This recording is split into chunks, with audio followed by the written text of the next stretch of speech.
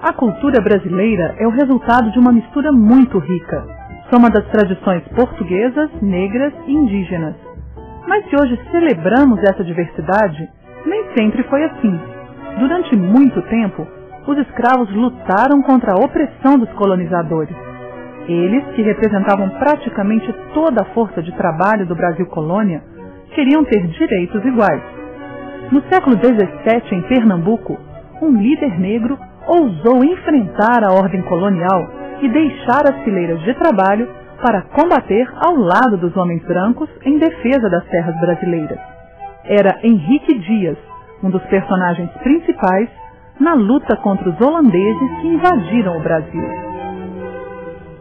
As invasões holandesas estão intimamente ligadas à disputa pela cana-de-açúcar, que começou a ser cultivada no Brasil já na época das capitanias hereditárias. O tráfico de negros resolvia o problema da mão de obra nas fazendas, mas havia outros problemas. Para viabilizar a empresa açucareira na colônia, Portugal precisou recorrer à ajuda dos Países Baixos. Desde o século XV, os holandeses já comercializavam o açúcar produzido pelos portugueses. Em troca de empréstimo de capital, exigiam os direitos de refino e distribuição no mercado europeu. Era uma parceria lucrativa para ambos os lados, mas que enfrentou vários problemas. No começo do século XVII, Portugal foi anexado pela Espanha.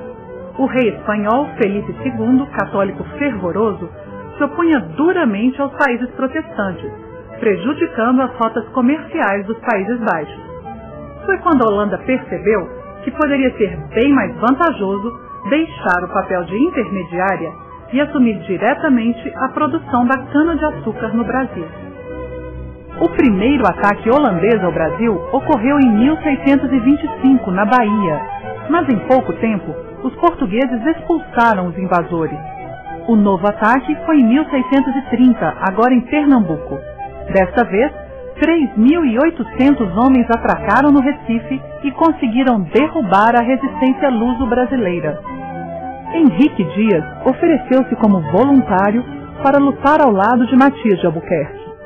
Filho de escravos africanos, era reconhecido como uma liderança negra, destacando-se desde as primeiras batalhas. Foi capturado em 1635, mas confundido com os escravos, conseguiu fugir e rumar até a Bahia, onde as forças brasileiras estavam se reagrupando. Por ser um eficiente chefe militar, também foi recrutado pelas autoridades portuguesas para capturar negros fugidos nos quilombos de Pernambuco, Alagoas e mesmo da Bahia. Quer dizer, se por um lado ele caçava escravos fugidos, quilombolas, portanto, a mando da coroa portuguesa, por outro ele lutou e reclamou junto à coroa portuguesa a libertação daqueles que haviam lutado com ele para a defesa do Reino de Portugal. Devido aos serviços prestados, Henrique Dias recebeu títulos de fidalgo e foi condecorado com a Ordem de Cristo. Dizem que foi o primeiro negro letrado do Brasil. Teria até escrito cartas ao rei de Portugal. Henrique Dias, ele está nessa posição ambígua, mas essa posição ambígua, por outro lado, permitia a ele o quê? Defender interesses da população africana e dos descendentes de africanos nesse período. Então, conseguir essa posição de destaque, de comando, de hierarquia, essa posição de autoridade, a ponto de exigir tratamento igual ao tratamento dado pela coroa, aos portugueses, isso é uma vitória fantástica para os africanos e seus descendentes naquele período. Mas o domínio holandês já estava posto. Aos poucos, os invasores conquistaram os senhores de engenho, que viam nos estrangeiros a possibilidade de investimentos.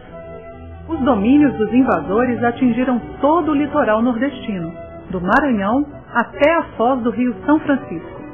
Mas em 1645, com a decisão holandesa de executar as dívidas dos senhores de engenho, rebeliões locais começaram a se formar. Pela primeira vez no Brasil, negros, índios e brancos organizaram-se para lutar juntos e expulsar os invasores. Foi um marco para a nossa história. Considera-se, inclusive, que o exército brasileiro nasceu naquele momento.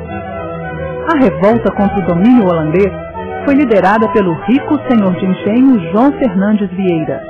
O movimento ficou conhecido como a Insurreição Pernambucana. Na Batalha das Tabocas, as forças brasileiras venceram o exército holandês. A união de tropas negras e indígenas configurou-se como a melhor tática para superar os invasores. Na Batalha de Porto Calvo, Henrique Dias foi atingido e perdeu a mão esquerda. Mesmo assim, continuou firme na luta ao lado de Vidal de Negreiros e Felipe Camarão. Como mestre de campo, Henrique Dias liderou combatentes nas duas batalhas dos Guararapes. Era a consagração das forças brasileiras. Ferido em combate, não resistiu e faleceu sem ver a vitória final, que veio em 1653, quando uma poderosa esquadra portuguesa chegou ao Recife. Os holandeses foram então cercados e se deram por vencidos poucos dias depois. Pela bravura, Henrique Dias é reconhecido como um dos patronos do exército brasileiro. Por representar a força negra, ele é um dos construtores do Brasil.